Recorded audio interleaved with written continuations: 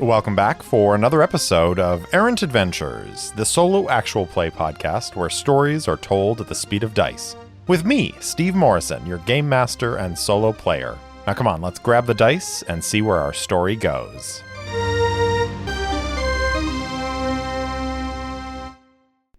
Welcome back for another episode of Errant Adventures. I am Steve Morrison, game master and duo player in yet another episode of Legends of the Sundered Isles. Today, my guest is an amazing artist and a wonderful person to play games with. Joshua, go ahead and introduce yourself to the folks. Thank you very much. My name's Josh. I am so excited to be here today and really ready to just dive on in. I feel like you completely undersold yourself. Josh, if you don't know, is the artist for Ironsworn Starforged and Sundered Isles for at least most of the art. I think there are some pieces, a few pieces that have been done by some other folks, but that's the lead artist. Yeah. For an expansion as large as Sundered Isles, we needed to add a few crew. So we definitely got some fantastic artists to jump in with us and join us on the journey. The question is are you the one, or is Shawn the one who has the crew commander asset on the Sundered Isles ship? I believe Shawn has that because he's got a lot of different hats he's rolling with. Excellent. Well, we're here to play pirates. So what is your kind of experience with pirate media? How do you feel about pirates? Well, I actually have found it to be I had to do a lot of research, actually. When it came to actually like sailing and stuff like that, I don't have any experience with that, being in the landlocked state. I have been on a few boats, actually, though. My grandparents had a boat, not a sailing boat, motorboat. And I used to go canoeing out on lakes all the time as a kid, so to listen to the loons. Nice. When I lived in Alaska. And let's see. For media purposes, I grew up watching all of the Pirates of the Caribbean films, which I think that really sparked it again. Hook is one of my favorite movies growing up with. Classic, so good. Yeah, so good. And then there was that slew of pirate themed TV shows that came out one after the other, from Black Sails to Our Flag Means Death. So, which I still haven't seen, and which I know is a tragedy. I need to rectify. Very fun. They're very fun. And of course, the tones are completely different, but also a huge, and one that I used a lot for inspiration was Muppet Treasure Island and Treasure Planet. Those two are huge for me as well. Awesome. Yeah. I did not experience Treasure Planet until my partner introduced me to it about 12 years ago, and obsessed. Absolutely obsessed. Absolutely. All right. Well, let's not hold off any longer and let's jump into our session here. So I'm going to go through the truths that we have already selected, and then Joshua will select our truth for today. So currently, our truths that have been selected are empires. The Sundered Isles are free from imperial control for now. The empires have only a minor presence. Their outposts are isolated and pose little threat, but there are resources and riches to be exploited, and freedom is a fragile thing. Even now, imperial agents are said to be among us, working in the shadows, planting the seeds of conquest. Piracy. A burgeoning pirate nation wields great influence. The Marauder clans sail under the command of the Dread Court, a conclave of 8 veteran pirates whose shrewd tactics positioned this nation of cutthroats as a rising power. Once each year, the pirate fleets gather at a port called Flotsam, an artificial island built from the husks of captured and ruined ships, to pay homage to the court and to make plans. Magic. Magic is rare and mysterious. The Isles lie at the nexus of the new and the old. science and superstition, the known and the inexplicable. This collision of realities is a powerful but chaotic force, and rare folk can manipulate these unstable realities to cast spells and perform rites. In some cultures, mystics are respected. In others, they are feared or even outcast. Beasts. Beasts are lost to myth, but the tales persist. For most, monstrous beasts are the stuff of fables, but a few who journey across trackless isles and unknown seas claim otherwise. Some even bear the scars of those alleged encounters. And then finally, horrors. Put enough grog in a sailor and they'll tell you stories of doomed ships and ghostly visitations. It's nonsense. There's enough to fear amid the Isles without worrying about fanciful tales of ghosts and ghouls. Nonetheless, sailors are a superstitious folk.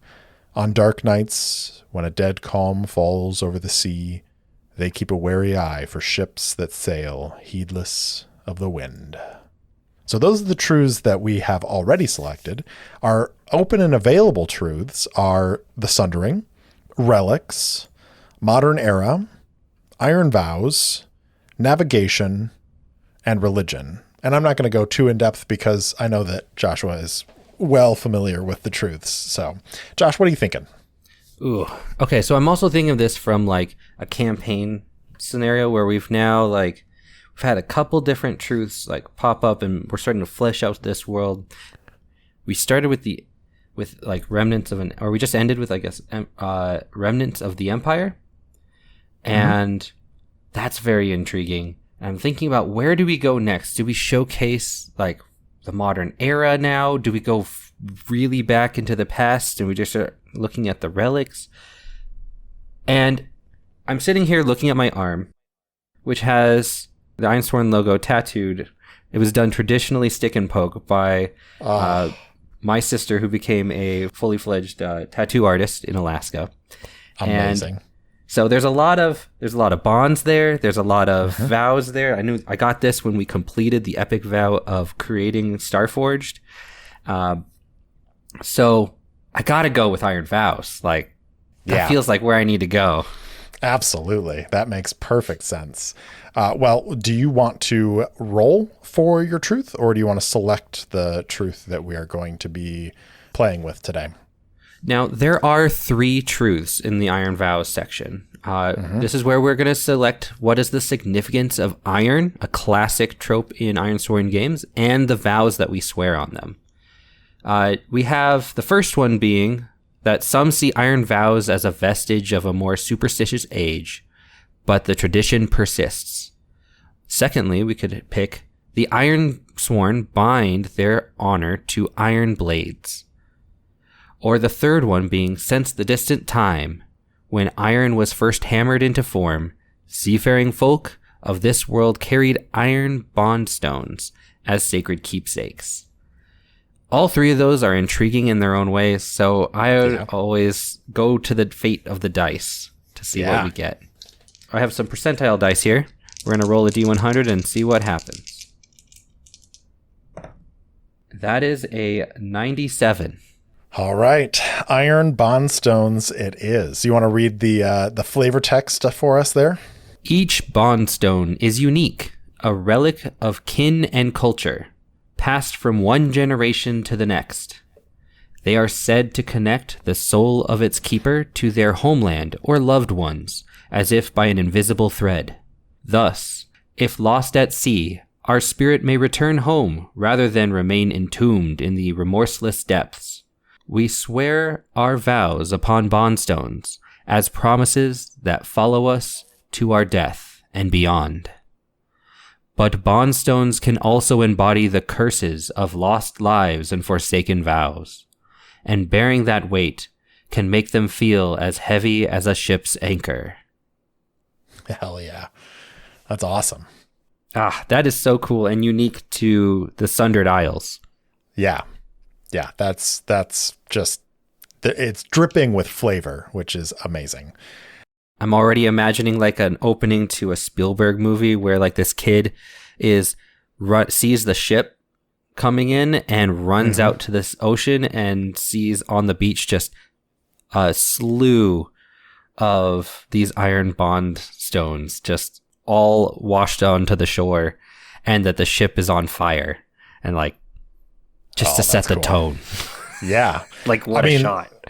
That's, I feel apropos, because the quest starter attached to this is a merciless and powerful raider wears the bond stones of their victims as trophies. One of those totems is rightfully yours. To whom did it previously belong? Damn. Let's create your character, and then let's answer that question and get into this. Fantastic. Yeah, tell us who your character is. So today, I did a little bit of prep, because prep is play. So I played a little bit beforehand. Today, I will be playing a character named Pox Gurney. Pronouns they, them. My friends call me a frothy clapper-clawed hedge pig. My enemies call me a lumpish toad-legged horn beast. While my mother named me Gurney, you may call me Pox, at your service. I love it. Pox is a shape changer. They have a form and a trigger with this asset card, which is unique to Sundered Isles, which we will reveal in play as we go. When the trigger sparks the transformation, you have to face danger, rolling your health to hasten, endure, or resist said transformation. When you make a move in your alternate form, you can roll an extra action die. If the move is true to your alternate form's nature, keep the highest as your action die value, and if it's contrary, keep the lowest. To willingly return to your normal form, you must lose 2 momentum. Their second card is, and I customized my paths as I started to envision this character. All right. So the second card actually comes from Starforged and uses the wonderful guide in the book about which assets you can pull from Starforged and which ones you can pull from Sundered Isles. This one is the Fugitive. I love this one when I do one-shots. It adds a 4-segment clock where you are hunted by a power or authority. When you make a move, you may improve the result to a strong hit, and if you do, fill 1 segment of this 4-segment clock to represent the hunters closing in.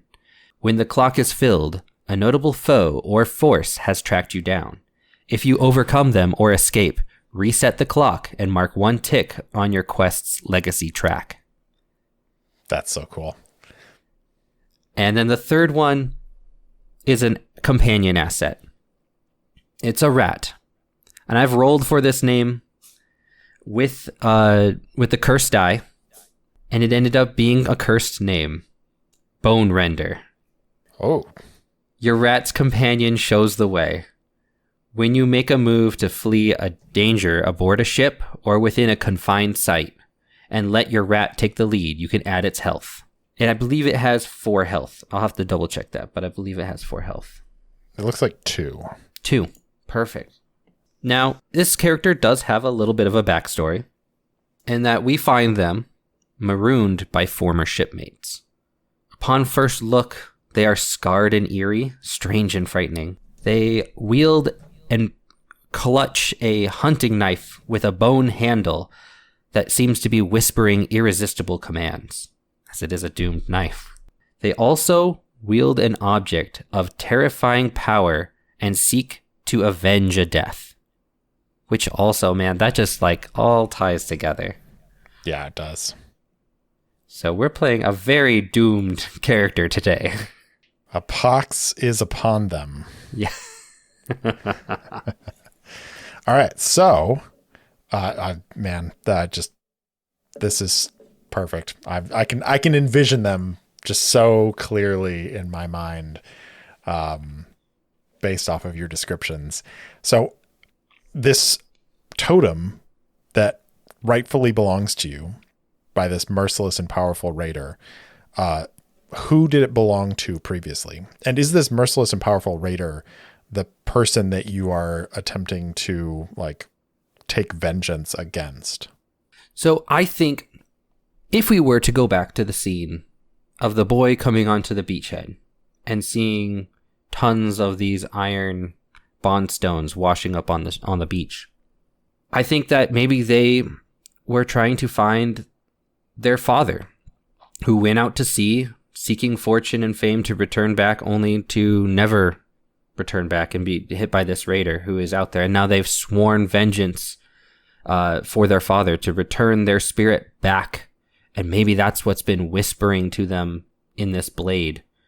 Their mother in desperate needs, maybe turning to a sea witch or on the Isles somewhere and taking on this curse or sacrifice, and that creates some power, but also at a dire cost that they are then trying to use to avenge their father. Amazing. So how do we come to know each other? Because it doesn't sound like Pox is probably a crewman aboard the Kiss of Death, although I'm open to it.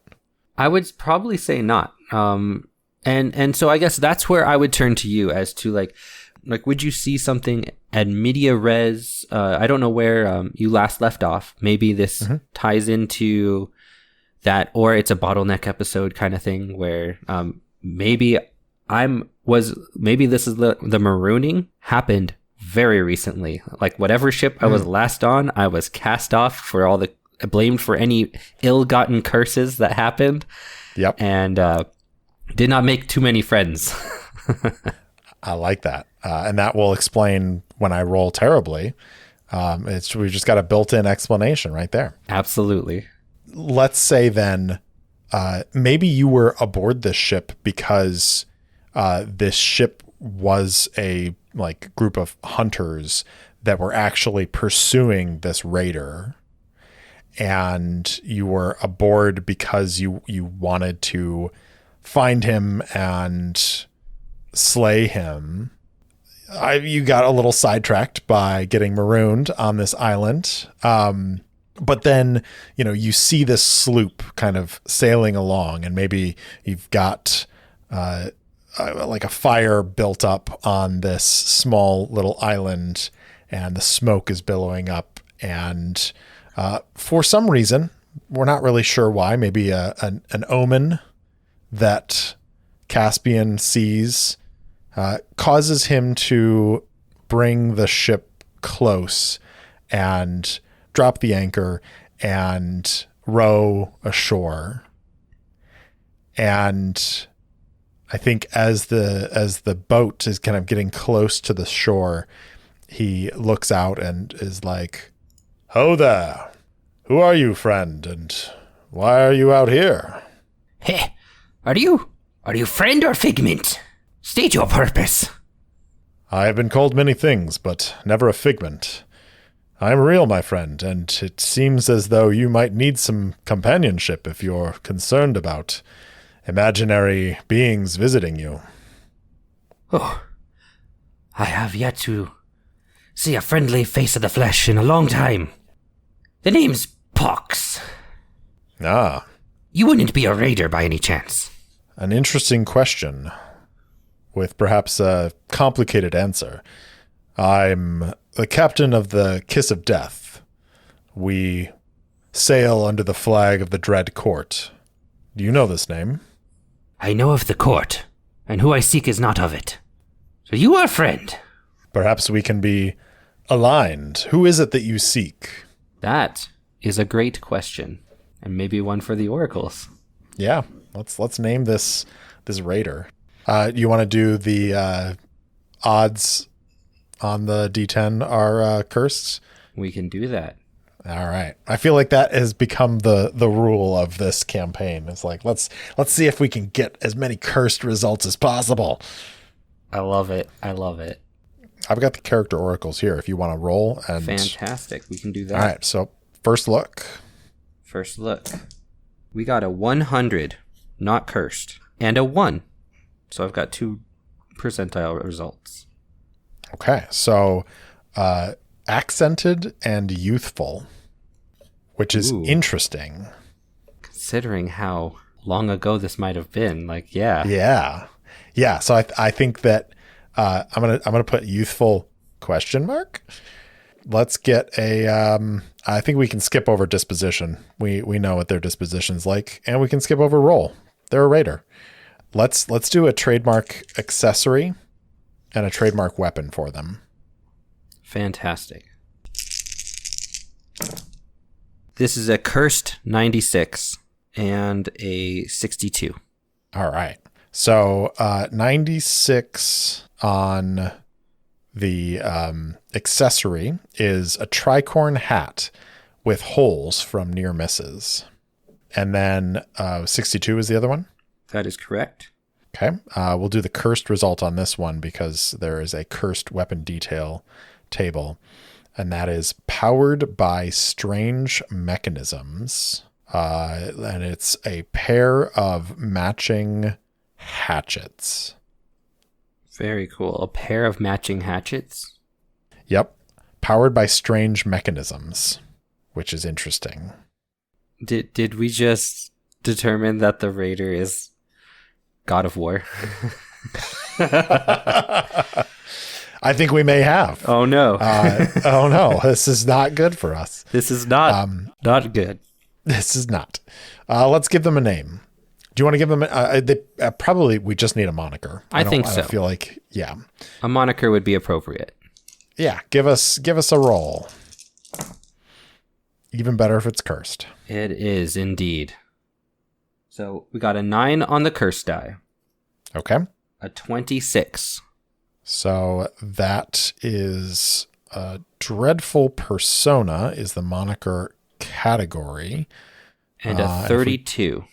And a 32. Okay, we're going to have to re-roll that because it's bone render. It was your rat all along. So how about 42? 42 is Dark Tide. Ooh. Yeah, that's good. Dark Tide. Now, I did say earlier that it was a he. Are we good with sticking with the he, him pronouns? I think so. Okay. So Caspian asks Pox, who are you searching for? I'm searching for a grave and evil raider, killing a scourge on this sea, known as Dark Tide. I know this name. He is on a very short list of people that I would love to see at the bottom of the depths. Perhaps you should come aboard. Then it seems the fates have brought us together. Indeed. I will come with you. Excellent. Let's swear an iron vow. What is our vow? To see the end of Dark Tide, whatever that may be. That is a vow written by an experienced Ironsworn player. What do we think the rank is on this? This may be a little controversial, and I know that a lot of people play Ironsworn and hate to not fill up the track. Mm-hmm. I am of the opinion that I love the tension if we get to the end and don't fill up the track and have to let the fates decide. Yeah. Because it's a 1 in 10 chance, and then another 1 in 10 chance that you still might make it. Yeah. So I think this should be formidable. Okay. We're going to up it just a little bit. I really thought you were going to say extreme, and I was going to be like, all right, let's go. One Let's box per progress. Yeah, I think that's great. I think that's perfect. And, you know, if by the end of this session, if we don't have the full boxes, we're still going to roll for it to see what ends up being the fates or what the fates decide. Yeah, we are going to get, I predict, at least 1 box of progress, maybe even 2 before the end of this. Pox comes aboard the Kiss of Death. What does this moment look like for them as they board a ship once more? And remember, the crew of the Kiss of Death are, the crew of a pirate ship captained by a sorcerer. So there's some oddballs in this group. So, it's not definitely a well put together crew, but they seem like they are efficient at their work. But there are definitely some individuals there that you get the sense that there's more to them than what might be present visibly. Then yes, so they would be skittish, scampering behind the captain, expecting like, and holding the knife at the ready, like, clutching it close to their chest. Mm-hmm. A much more emboldened rat begins running out onto the deck, looking and scavenging for any kinds of rations.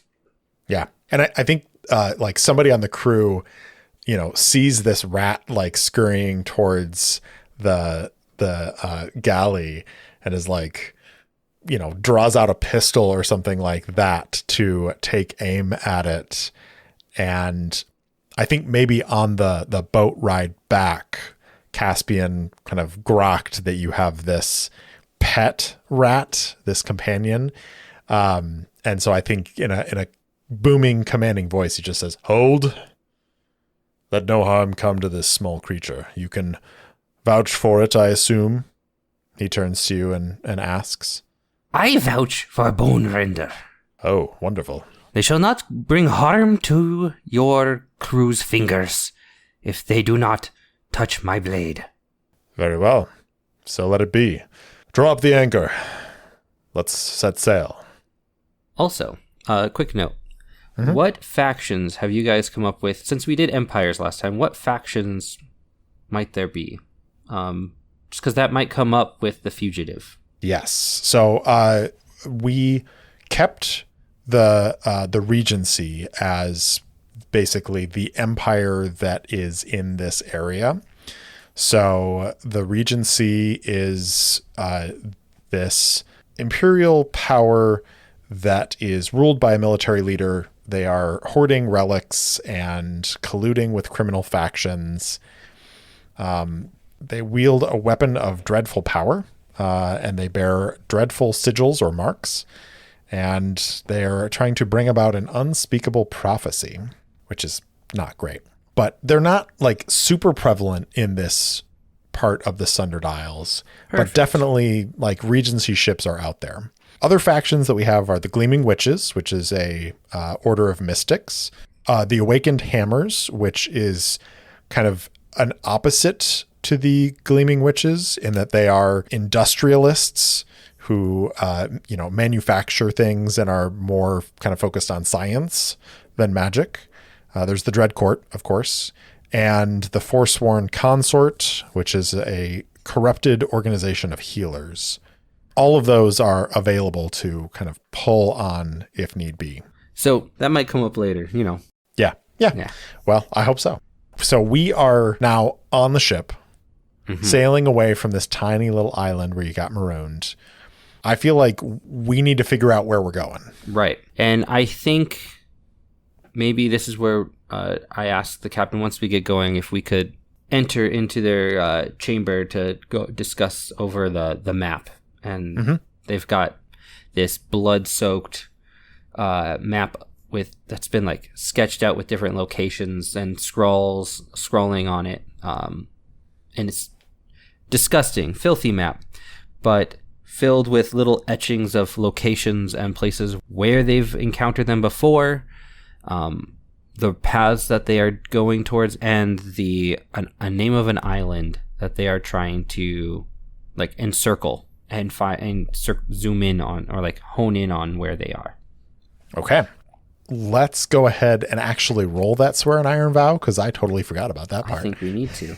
Yeah, I think we need to. And I think that will be good, because that will give us an idea of like how much of the information that is on that map is kind of actionable in this moment, as opposed to like what we have to actually go find more information about. So let's see. Oh, stat-wise for this character, we are going Iron is going to be 3. Heart and Wits are 2. Edge is 1. And Shadow is 1. They rely on the rat for Shadow and Edge. Perfect. Yeah, this is the problem with playing with someone who I'm confident in your Ironsworn abilities, that I just completely forgot about all the important things like what are your stats? What who like, cares? Yeah, let's go. Like, let the dice roll anyway. Exactly. I'm going to roll 10s anyway. That's the way I see it. That is the truth. All right. Swear this Iron Vow, roll plus heart. Let's find out what happens. Okay, so with 2 heart, I roll 2 on the action die, 4 and 2 on the challenge dice for a weak hit. Okay. So we begin our quest with more questions than answers. So take that +1 momentum, and we envision what we have to do to find a path forward. Okay. So I think that tells us that we don't necessarily have good information from, kind of this moment here. So we need to probably gather some information to try and figure out if we know, maybe Caspian has some like information that he can cross-reference with this map. Yeah, I love that. So I guess I should probably roll that gather information, shouldn't I? Plus wits +2. Well, you love to see a 6 on the action die. +2 is an 8. Ooh. Yeah, of course, when you roll an 8 and a 10 on the challenge dice, that don't mean jack. Now, this is a miss, which could unearth a dire threat or reveal an unwelcome truth. I could enact this isn't really leading or aided by the crew. So, nope, it's just a miss. Yep, Okay. just pooched it. So how do you like to interpret misses on gathering information? Well, I think failing forward is always the best option. It's almost always the best option. So I would say, it says it right there in the text, right? Unearths a dire threat or reveals an unwelcome truth. So both are interesting. And you're saying that like this map that you have, Pox is trying to hone in on this island. Do we think that this island is where Dark Tide takes port? Like this is where their ship weathers, storms or, pulls in for repairs and stuff like that, but it's not necessarily an island that its location is known. I think that is what Pox believes. What Caspian would kind of start to gather from Pox's interpretations and explanations that they have given about this map is it might be that they haven't gotten firsthand accounts for all of this, but instead whispers from maybe the witches themselves or whatever entity resides within the blade or is calling out to him. Okay. Because I'm thinking maybe Caspian has an idea of where this island is, but it's in a part of the Sundered Isles that is very difficult and very dangerous to get to. It would make sense why they haven't been captured so far. Yes. Yeah. And I kind of am thinking back to the piracy session and this area of water that we very originally dubbed the bad spot that has like, it's incredibly hazardous to sail through. And so most ships sail around in order to avoid having to go into that place. But what if where this island is located is within the circumference of that space? And so to reach it, you can't sail around it because you have to go in. Whichever way you come from, you have to go into the bad spot in order to find this island. And that's maybe part of why Dark Tide, like you said, hasn't been captured and has this fearsome reputation, because so often their ship comes from the storm. What do you think of that? That is awesome. Yep. And it's a very unwelcome truth, I think. Yeah. And how they do that? Is it magic? Is it technology? Is it just knowledge through this area? Who knows? But that makes it all the more terrifying that nobody has figured it out. We have an idea of where we need to go, but it's not great. And I think because that unwelcome truth comes from a miss, that doesn't really represent progress on our quest here. We have a heading, though. Yes. Yeah. Are we setting sail directly for the bad spot, or are there preparations that we have to make before we kind of dive in? I think Pox would be pressing, like, the fact that you have on the map the bad spot and that you're like, oh, obviously this is where we need to go. Even if, like, the sounds of dread from Caspian's voice fall on deaf ears at this point, for Pox has a heading and feels like, We must go now. Why, we must make haste. The winds favor us. We must go. the winds do not favor us. The winds definitely do not. Yeah, Caspian's looking out and he's just like, I don't know that sailing into the storm equals favorable winds, but I do understand your haste to find this dark tide. I will set the course, but I'm not sure that my crew will be very happy about it. What does Caspian's Bondstone look like? See, that's the question I was going to ask you, and then I got sucked in and I forgot. Because I don't think Pox actually has a Bondstone. because his is on the dark tide is holding on to it. Okay, so I think that Caspian's Bondstone, in a couple of instances, we've come across these like gems that hold spirits of people throughout the Sundered Isles. And I think that in a way, Caspian's Bondstone looks like one of those crystals, but it's empty. So whereas these gems that have a soul within it have kind of this resonance and this light to it, Caspian's is almost like teardrop shaped and is dull and gray, and there's no life in it because it's empty. And I think occasionally he can be caught fiddling with it a little bit and then tucks it away under his coat. I love it. Why is it empty? I don't know. So I feel like we should do my favorite thing in Starforged and Sundered Isles. And this is probably going to be an expedition to reach this island. Absolutely. So at the risk of just adding a whole nother track that also is probably formidable, it's going to be reach. Let's roll on a name for this island. Okay, perfect. Island name with the cursed die. Here we go. We got an odd. It is cursed. Of course it's a cursed island. Of course it is a cursed island. And it is 80. Shroud. Oh, that's good. Yeah.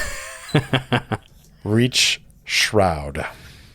Rank formidable. Okay, so Shroud is the name of this island, not even in the heart of the bad spot. Right. That's what makes it so bad. It's like it's in the torrent of the gale storms going through here. Yep. So I think we are going to approach the perimeter of the bad spot, and we are going to, I think, start off by staying vigilant, because crossing that border between the calm seas of the Sundered Isles and this torrent, this upheaval of nature requires much vigilance. So we're going to roll plus wits, +2. Come back here, die. 5 for the action score, 3 and a 10 for the challenge dice. So that is a weak hit. So on a weak hit as above, so this progress costs. So we reach a waypoint, envision the location, and mark progress. 1 box of progress already. How easy is that? Just perfect. So do we want to suffer costs en route, or should we face a peril at the waypoint? I think for this one, it feels like we should be suffering costs, whether that is morale, momentum, supply, as we begin battening down hatches and preparing to enter the storm. There's a lot of extra stuff you have to do.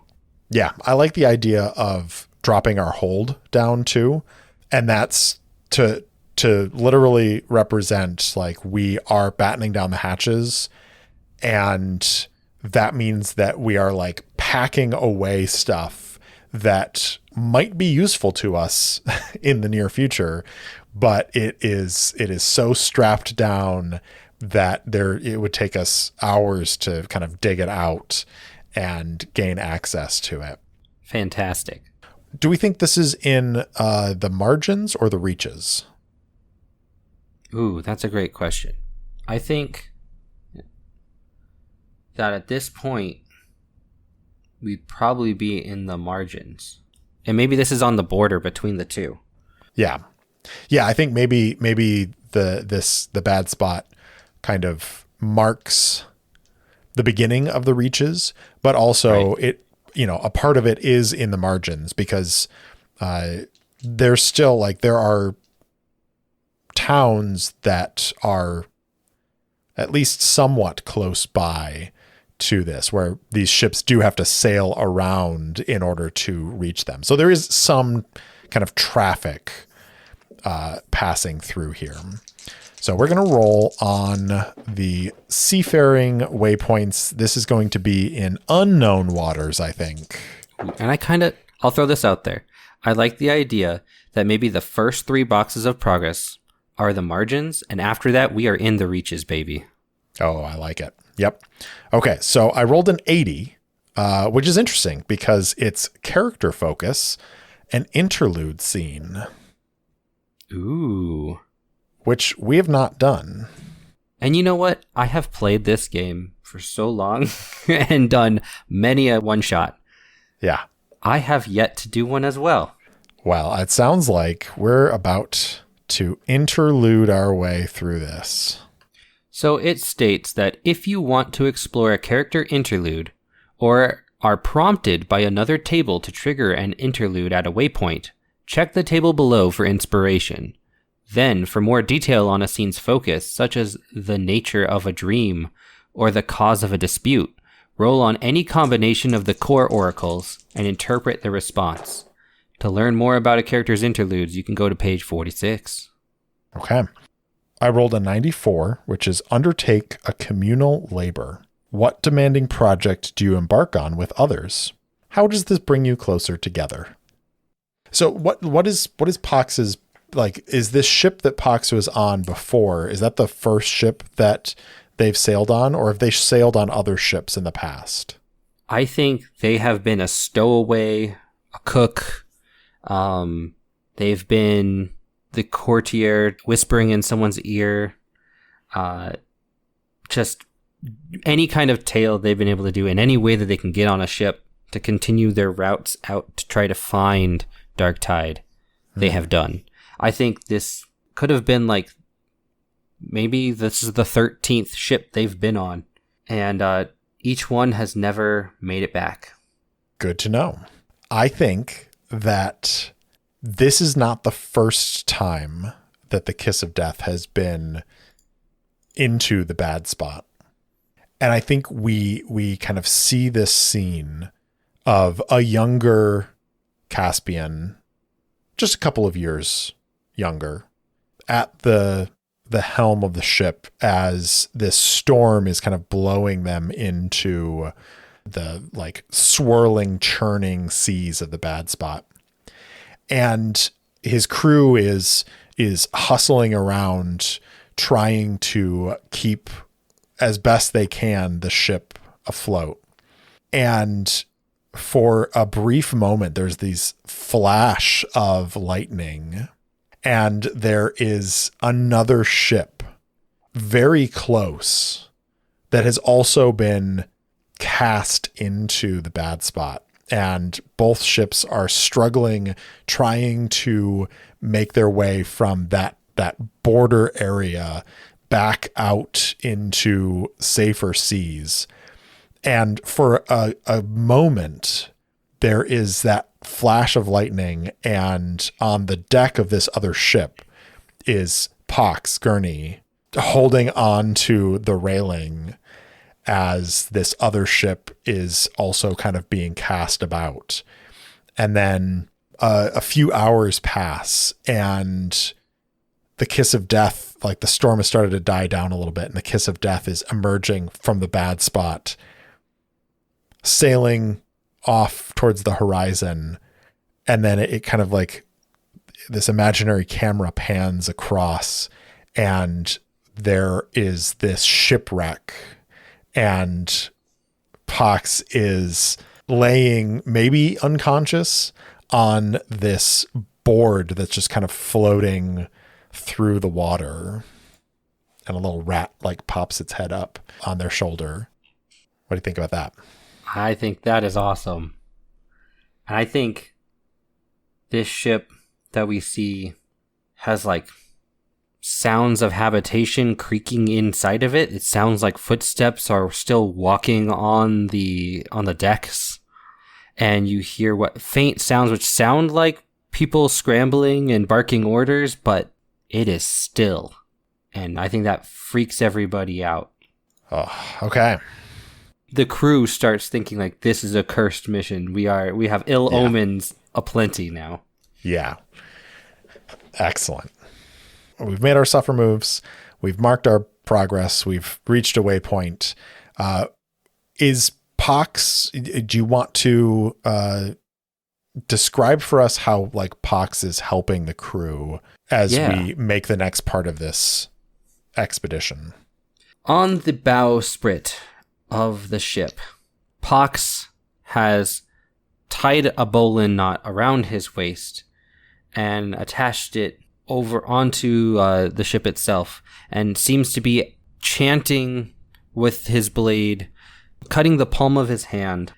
And as the blood drips down, it begins to move in an unnatural direction, giving a cardinal direction against the wind. And he then begins pointing out to this away forward, using this unnatural mysticism. And I believe that's how they're going to help move the ship forward. Yeah. Or help us through this area, or the next leg of our journey. Does that feel like vigilance? Does that feel like speed? I feel like this is still vigilance. Yeah, I would agree with that. So plus wits. And our wits is 2. We rolled a 1 on the action die. Oof. A 3 and a 5 on the challenge dice, giving us a miss. But this is where I am going to use, because it's a one-shot, we might as well run this character or drive this character like we stole the car. Yep. We're going to mark 1 tick on the fugitive. And so this blood trail for whatever is hunting Pox, they have picked up on this blood trail as they are using this magic. And it allows us to get a strong hit. I mean, we'll take that. I was going to spend some command to turn it into a weak hit, but I like this better. So we reach a waypoint. We're going to mark progress. Go ahead and give me a D100 roll, and let's check out another waypoint. All right. 50 on the die. Perfect. An instance. So we can choose either a seafaring detail or descriptor and focus. Well, we're right here, so let's do seafaring detail. Perfect. Give us another D1 hundo. That's a 14 on the die, and is it cursed? Yes, it does. Then it is cursed. Excellent. An eclipse overtakes the sun, stealing away the day. That sounds perfect. Yeah.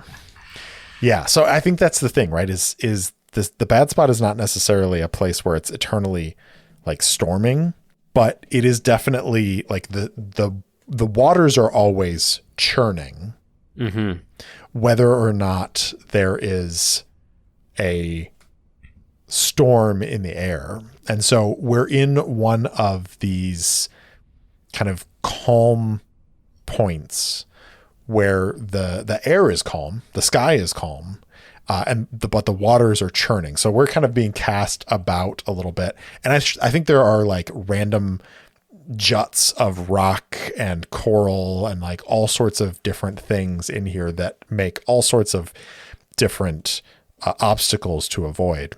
But this eclipse occurs and the sky is darkened. Which moon? I was just going to ask.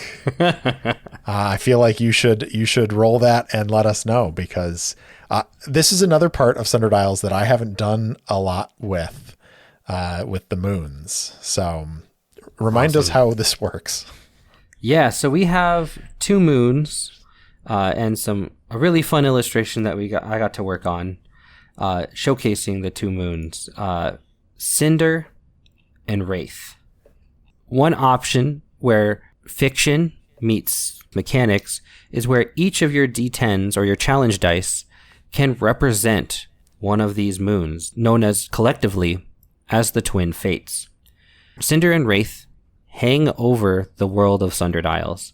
Cinder is the red of cooling flames, where Wraith is silvery blue. There's an intricate dance between these moods that create tides that vary dramatically by hour, day, and season. And these tides are the rhythm of the Isles. It's a complex and discordant beat. Skilled mariners have learned how to anticipate and adapt to these forces, but the unlucky and careless find themselves amid rocky shallows and struggling against their fierce currents. We're in the midst of that. Definitely. Islanders divine omens from which moon rises or sets first, or which is shining or which is shadowed, and in this case, which one is creating an eclipse across the sun, but seldom agree on the meanings of those signs. Some favor Cinder's ruddy glow, while others prefer Wraith's cold light. Usually, Cinder is hot, aggressive, passionate, resolute, and physical, where Wraith is cool, calculating, careful, and cunning, unearthly, and mysterious. So, generally, it's used that on a match, you can choose which one has the most influence. But because this fits with fiction first, I would agree. We're going to roll. I have 2 different colored D10s here. Yeah. 1 to match Cinder, 1 to match Wraith. Whichever rolls higher, that is the moon that is causing the eclipse. I love it. And if we roll a match, it's a double moon. So let's see. Yeah, bring it on. Cinder lies high in the sky as it eclipses the sun, casting a red glow over everything. It causes our crew to go into fits of madness and bouts of rage, and you take it away from there. As the crew kind of is caught in this fervor and this madness, there are like brawls that break out on the deck, and Gully, our bosun, just kind of starts picking up people and kind of tossing them aside, yelling and just cajoling them into submission. We have this just maybe 20-30 minutes where it's just utter chaos, and then the moon starts to part away from the sun and that eclipse starts to break. I know it said that it was all day and we lose a whole day, but you know. Oh yeah, I think as the knives come out, that's right. Yeah. And it was going to turn into a bloodbath. That is when the moon and the eclipse ends. Yeah. And then everybody's just kind of standing around with their weapons drawn, looking at each other. And there's some furtive embarrassment as they stuff their weapons back into their belts and like, back to work now. Right. and the kiss of death sails on. Let's go ahead and continue our vigilance. And I didn't realize, but I have a orange and a blue D10, as I was already ready and willing to rock the Cinder and Wraith colors here. So I'm just going to keep that in mind as I continue to do this. Oh, dear Lord. Awesome. And so with that, we mark progress per the rank of the expedition because it's a strong hit. That was a strong hit. Oh, that was a strong hit. So That was our second box of progress, right? Yes. All right. So I rolled a 3 for my action score and a 10 and a 9 for the challenge dice for a miss. But guess what? I can expend a command to improve a miss to a weak hit. I am going to do so, and I will turn this into a weak hit, which means we are going to gain another box of progress. We are leaving behind the margins and heading into the reaches in this bad spot that we find ourselves. And as part of the consequences for this, I am going to make a suffer move. I'm going to lose 1 spirit because I think commanding the crew and that moment where it almost became a bloodbath, I think Caspian has enough kind of mental fortitude to have resisted. Like, he didn't get in on the madness. And so watching his crew kind of helplessly as they devolve into nigh bloodthirsty violence, he's just very, very stressed out about that. And after that, he orders some extra grog rations to be passed around to the whole crew. And that will represent another loss of hold as well. I love it. And I think because we have successfully made it out of the margins, I think we can give ourselves a box of progress on our vow. I would agree. Yeah, well, like, we're making some progress towards this island of Shroud, and in so doing, to seeing the end of Darktide. So as we continue our expedition, I'm going to throw it back to you. What are we doing next? How is Pox assisting or guiding or cajoling or freaking out the crew to encourage us forward? I think that as we head into the black, I think Pox begins doing an old sailor's chant to help get everybody in the spirits. And this is something that they've heard from a lot of cursed ships that they've been on. Mm-hmm. And was able to use the revelry to get everybody focused again. Now that we've had our ale and we've let out all that pent up frustration and anger, we begin to see smooth sailing for as choppy as these waters are, as smooth as they can be. And they let out this chant, which I think, we're going to be moving at speed with this. Like, yeah, I think it helps everyone get in good spirits, and they're moving at speed. Yeah. The wear and tear of the bitter winds and everything aren't bothering everyone as much as they used to. I like that idea of, it's not the ship that's moving at speed, it's the crew that's moving at speed. And so this is going to be Edge, which is +1 on the action die, and we'll see what happens. Mm-hmm. Gotta love it. 6 on the action die, 10 and a 4 on the challenge dice, giving us a weak hit. Lovely. So we're up to 4 boxes of progress. I would absolutely take it for Pox to take 2 to suffer move on their, or 1 and 1. We'll do 1 to spirit and 1 to momentum. They remember that this was a song that their mother used to sing to their father before he left. Oh. Momentum goes 2 to 10, and at that point, Pox retreats back into the hold to like gather themselves up for the rest of the day. Yeah, absolutely. And I think in the hold can still hear the crew singing up above. Yeah. And there's this like echoing, distant song that just continues to tease at your consciousness as you're down there. Our waypoint is 29. Changing weather. Ooh. Is it fair or is it foul? It's fair weather. So nice. maybe we do actually get a little bout of calm on the sea as well. Oh, is this even or is it odd as well? It was a 10. Okay, So it's even. even. Beautiful. So that means that this scene that like we're getting this fair weather at night.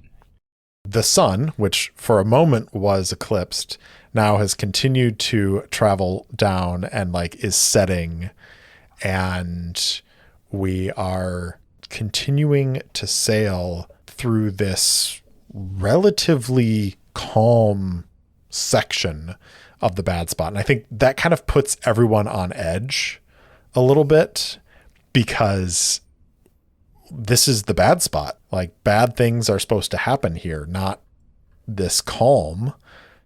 And so we are going to, I think, go ahead and continue to stay vigilant as we sail a little bit deeper. I love it. That is a 7 on the action score and a 1 and a 6 on the challenge dice for just an honest to goodness strong hit. Oh, wow. I love it. Rare and beautiful. So that takes us to 5 boxes of progress. And go ahead and give us another D100 roll to see what our waypoint is here. That is an 11. An 11. Sails ho. A ship. Ooh, all the way out here. Yeah. I mean, Could it be? There's a very, very obvious ship that it could be. Ooh. Yeah. So we should probably roll on the Oracle. Yeah, I would agree. I think it's too tantalizing not to. Yeah. Do you think it's 50-50? Do you think it's likely? Do you think it's unlikely? Distance-wise, I think if it is, if it ends up being their ship, I think it's still, it's like spyglass distance, where like we're able to see it, and then we've got a trail to like follow. Yeah. I don't think we're like getting right up on them. I would agree with that. Yeah. This is there's a sail on the horizon. Right. And so I think, yeah, let's go with 50-50. So 50 or less is a yes. That's a strong yes with a 13. Okay. Let's give this ship a name. Ooh, yes. That feels important. And there is definitely a cursed table here, so... Let's see what we got. Yep. Absolutely cursed with an 11. Bloodwake. Man. Yeah. This Dark person Tide knows their and the branding. That is true. Captain of the Bloodwake. Okay, so we see this ship in the distance, and I think Caspian and Pox both have this gut feeling that this is our target. So, first of all, I think we can take another box of progress on our I think vow. so too. And this ship, is it sailing perpendicular to us, or is it sailing away from us, or is it sailing towards us? I think we see that it is sailing towards us. Okay. Do you think we should roll to reach our destination? Because, I mean, we haven't really reached Shroud, but we've reached our objective. Right. It's very odd. It's one of those fun, peculiar gray areas where the fiction has now expedited the mechanics. Yep. I think this is Dark Tide. They've somehow picked up that we're out here. Yeah. And they don't want us to get, we're getting close. Yeah. And so I think Pox just says, no, the time is not right. We must evade. We must run aground. Because I think we should try to escape. Okay.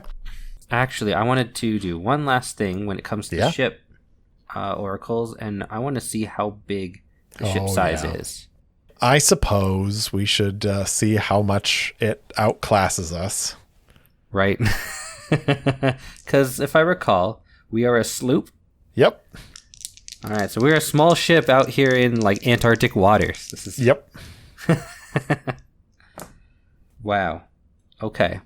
I got a 100. So this has got to be a colossal flagship and countless other ships, but considering this is like, I think this is, a colossal, like dreadnought or Titan-like ship with 4 or more masts. They have a crew of like hundreds on this ship. Yeah, no, this is definitely not the time.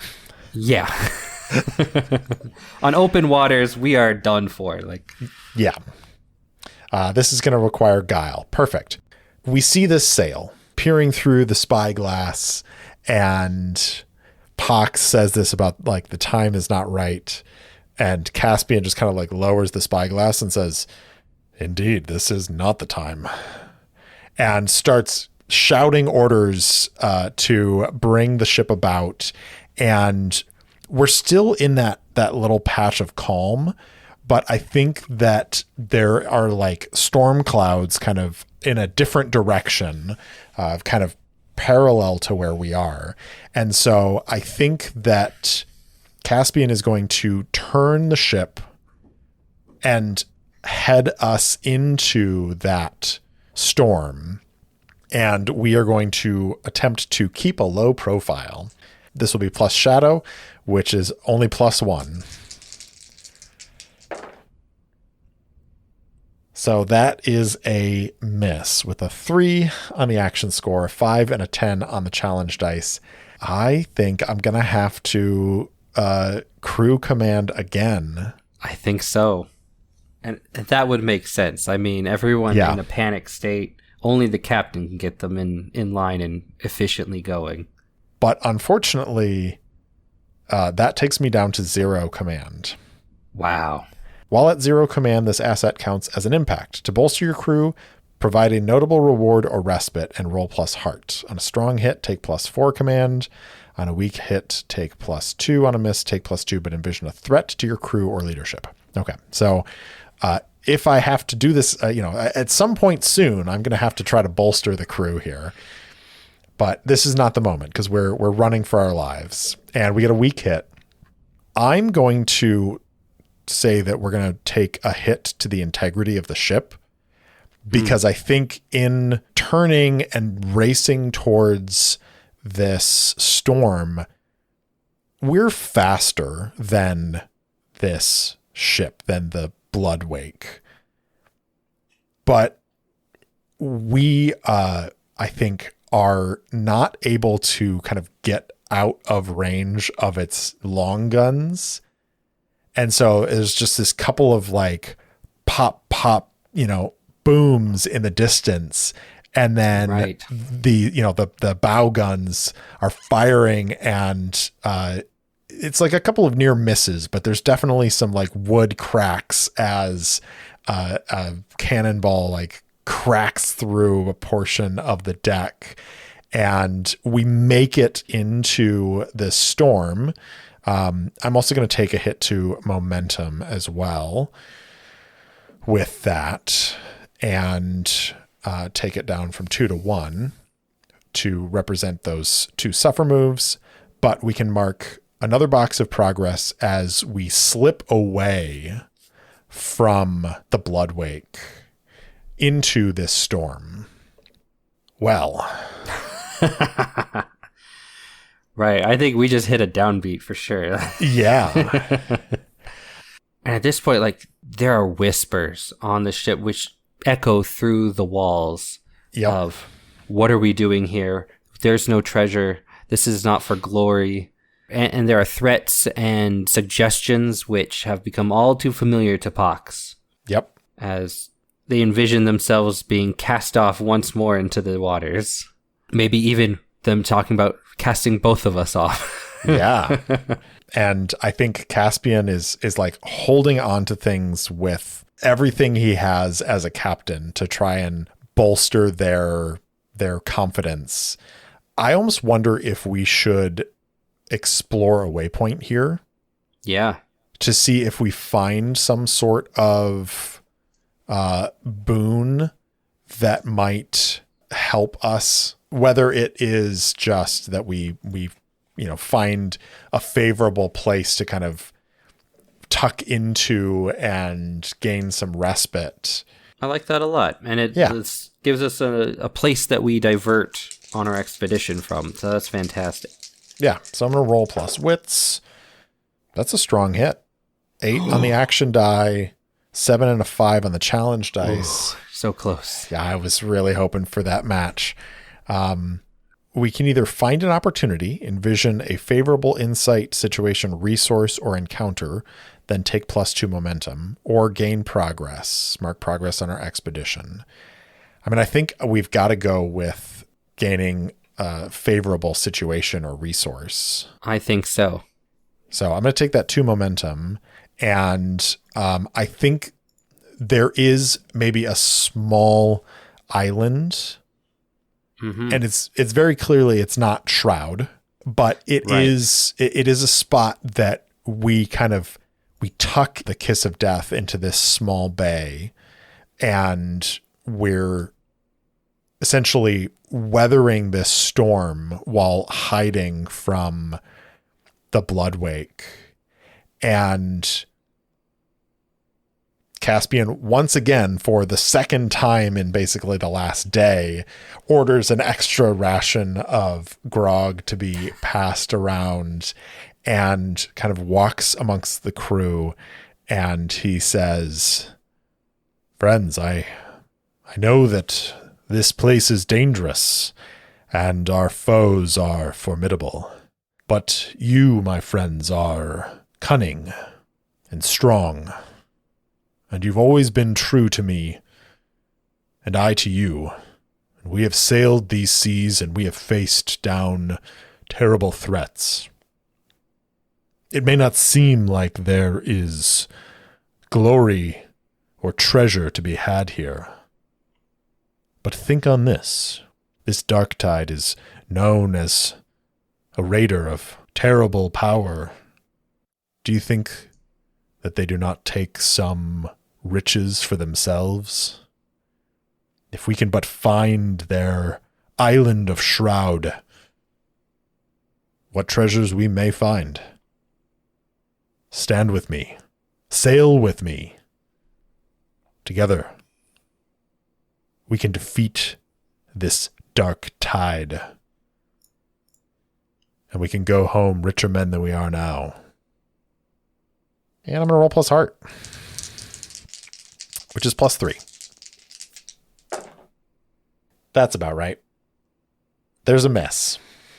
Ooh. Yep, 4 on the action score, 8 and a 5 on the challenge dice. I thought it was a good speech. So I take Yep. I take +2 command, but envision a threat to crew or leadership.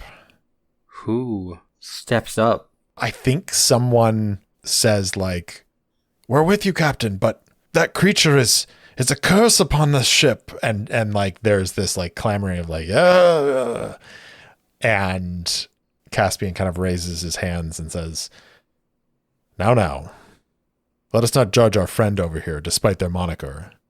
And he's able to calm the crew for a time, but I think that threat looms there of like, if we continue on for too much longer, someone on the crew is going to take matters into their own hands. I would agree so. Yeah. Wow. Okay. All right. Then as we set sail from this area to continue on, I think one of the provisions that you might have to make is for Pox to be sequestered to the hold. Yeah. Just so that way they're out of sight, out of mind until things calm down.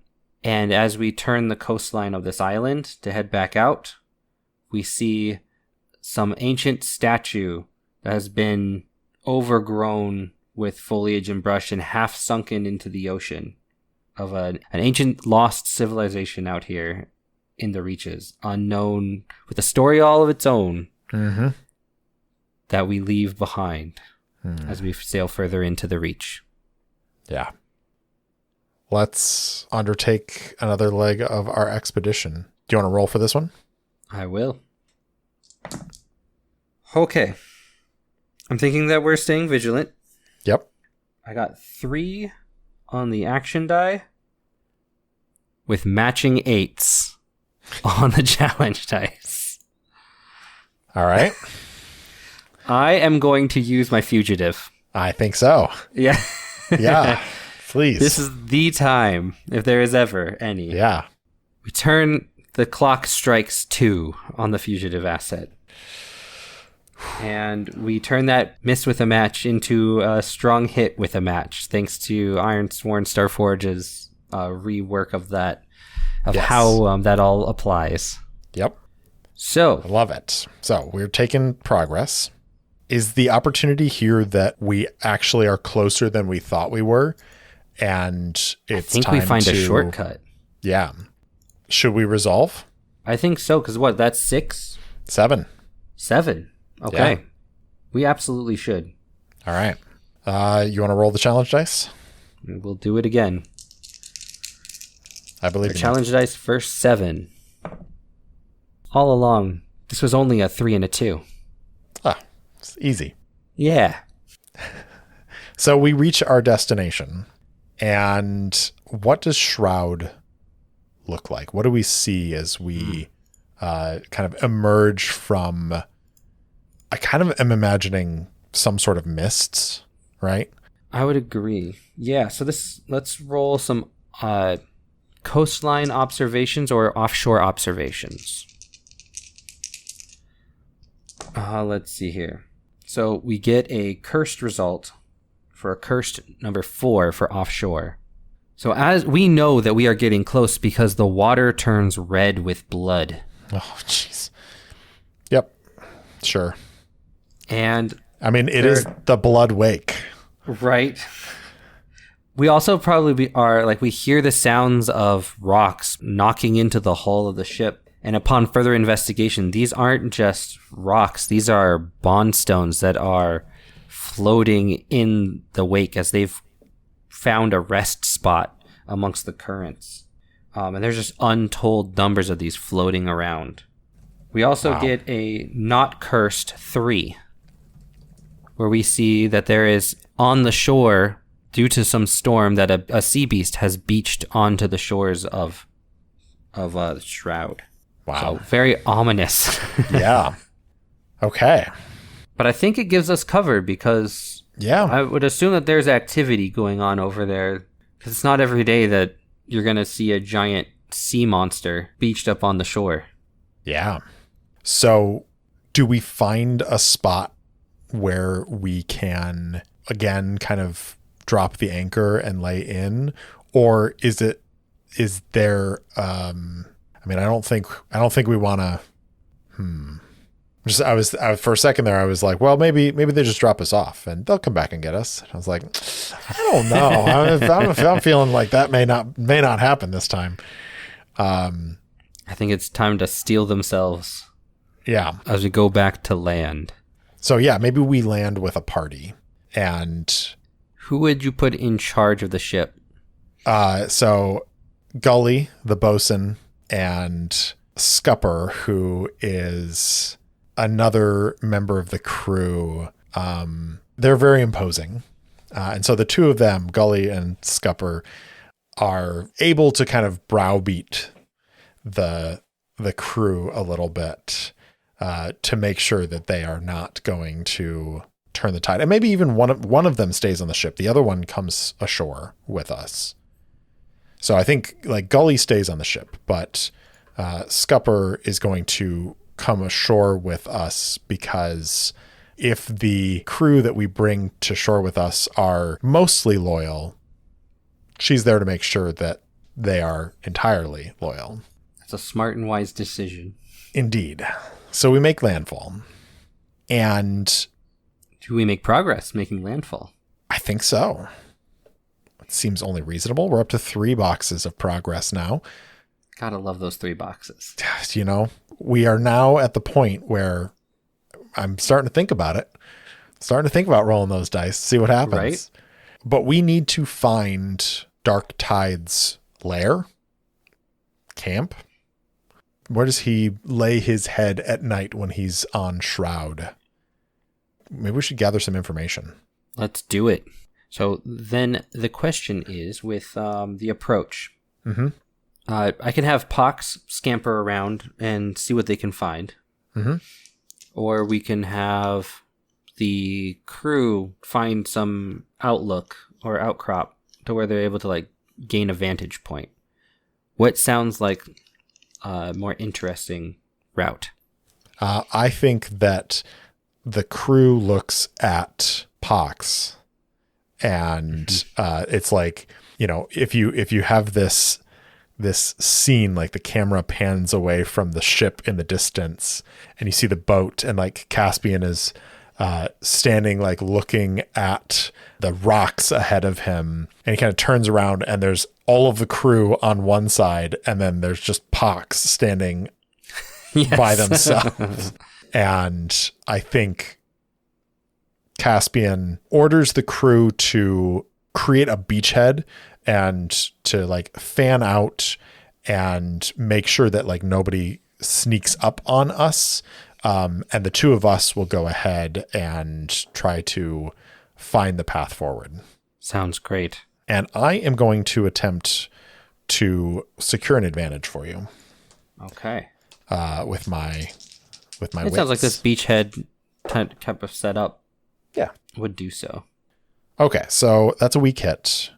So I'm going to give you either +2 momentum or +1 on your next move, whichever you prefer. I think we're going to do the +1 to the next move. We need that information desperately. We can feel the end rapidly approaching here. As, I'm glad that we did that, because to gather information, we roll wits. So that's 2 for wits. Rolled 1 on the action die, +1 brings us to 4. I rolled a 3 and a 6 on the challenge die, giving us a weak hit.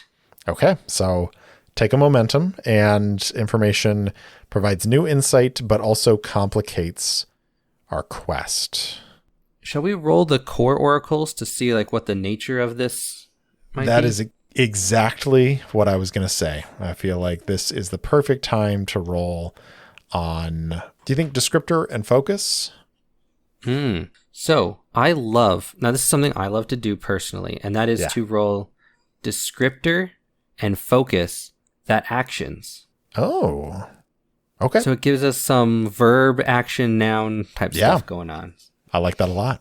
I will roll for the focus, you roll for the descriptor, and then you can roll for the action as well. Perfect. Okay, I got a 14 and a 46. So I got a 12, so that's colossal boundary. Find. Ooh. We find a colossal boundary. And that might be giving us shelter from one direction. Yeah. Is this something we try to go over? Our two options are that we either have to go around, which we don't know if there is a way around. As it's so big. Yeah. Or we have to go over. Right. Yeah. So I think we got to go over. I imagine that there's like deadened foliage that creates little rasping points. Maybe that there's, I'm imagining nests that have been from migratory birds of long ago that create other footholds and areas where we can climb up. And we slowly make our way up this thing. And I'm going to roll face danger to see what happens. Yeah, make it happen. We're going to do it with iron. Is this the first time you're rolling your iron? It is. Amazing. With a 3 in iron, a 4 on the action die, we roll a 3 and a 2 on the challenge dice. That's a strong hit. Oh, absolutely. The tide is turning. So take that +1 momentum. I think we should take another progress here as we like climb to the top of this barrier. Is it like, it's kind of like a rock side?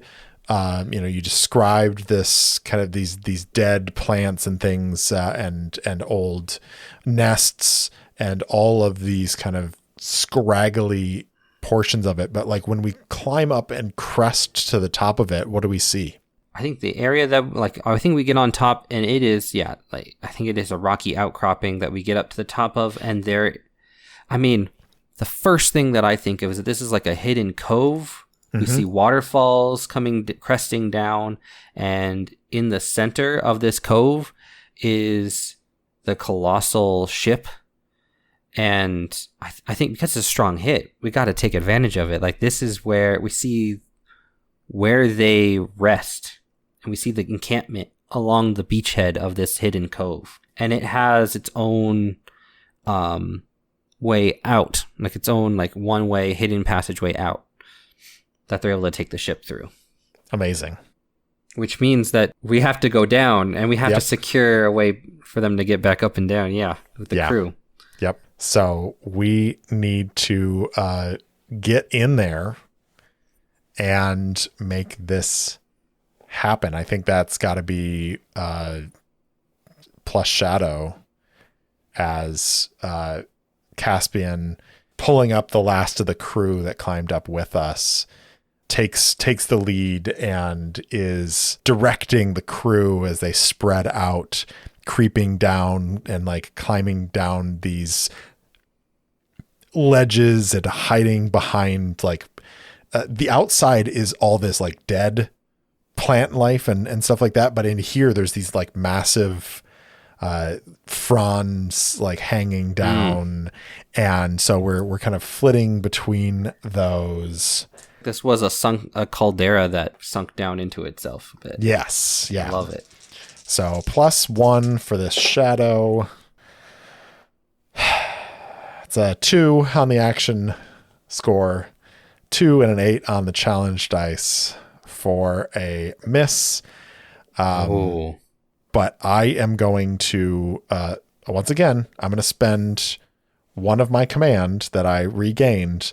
I'm pretty sure if I get to 0 again with this, then that threat is going to have to be dealt with. Like it's going to rear its head. So this may be the last time I can do this without triggering that. But we're going to turn it into a weak hit. So we're going to succeed, but make a suffer move. I think it just takes us a little bit longer to get down than we would like. And so we're remaining a little bit more exposed than we would want. So I'm going to lose a momentum, go back down to 2. But we make our way down to the edge of where the encampment is. And I think we should take another progress. I think so. And I feel like this is the point at which Caspian has, I think, taken the measure of Pox over the last few days that we've been journeying together and looks at you and says, "Care to lead the way?" And you see almost an animalistic fever in their eyes as they begin shaking, holding the blade, and like, "It's so close. Yes, I will lead the way."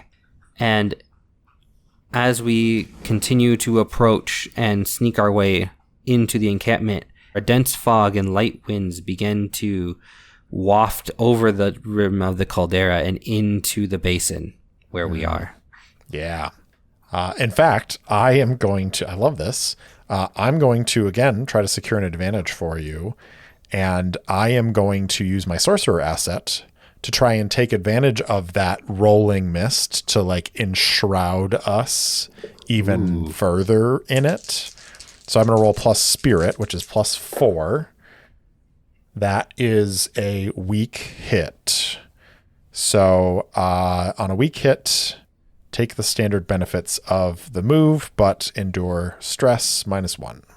So spirit drops down to 3. You can take +2 momentum or +1 to your next move. We are going to do momentum to bring us to 6 momentum total. All right. That's in some good territory. It's getting there. Yeah. And so I'm going to use this to face danger, and I think it's with Shadow. Okay. And let's see what happens. Something good, I hope. Ooh, okay. So that's 7 with the action die, being a 6. 9 and 5 on the challenge dice for a weak hit. A weak hit, we'll take it. So you're going to suffer 1. This is going to be -1 to spirit again, bringing us to 3 out of 5 as the tension in the moment, like the muscles and joints begin aching with this yearning to finally fulfill this lifelong quest they've been on. Yeah. Do you think that with every kind of reduction of spirit, those whispers are getting louder? Oh, yeah. I think so. I think you start to hear him murmuring and having conversations with these spirits, voices that are coming through the rune-etched bone dagger that they hold. Yeah. You notice as you look at it that it is made out of a megalodon tooth. Oh, nice. Yeah. Very cool. So what does this look like as we creep through the camp with this fog wreathed around us? I think we see that as we continue to walk closer to where the dagger is pulling us towards, like you see that like Pox isn't really leading the way. They are being pulled further with the blade forward. The mist, you feel this chill of death on the back of your neck, and each torch is extinguished and expunged as we move forward.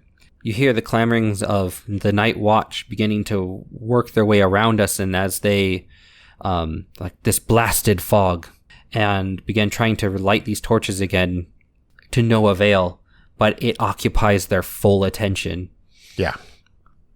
And they seem to be muttering about a witch's curse. We don't get any names or anything like that, but yeah. Yeah, I was just thinking one of them's like, well, it's the shroud at work again. Right. And we meander our way through ancient relics and treasures of aplenty. And we find that some of these barrels are, again, filled with these iron bond stones.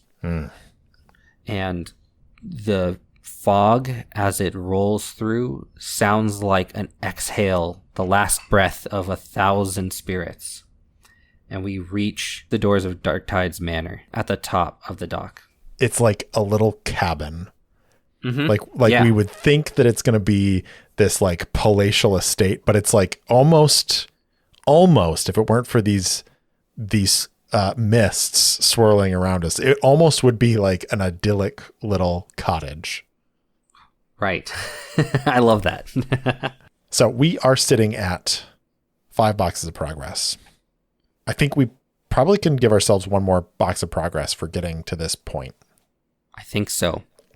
Where do we go from here?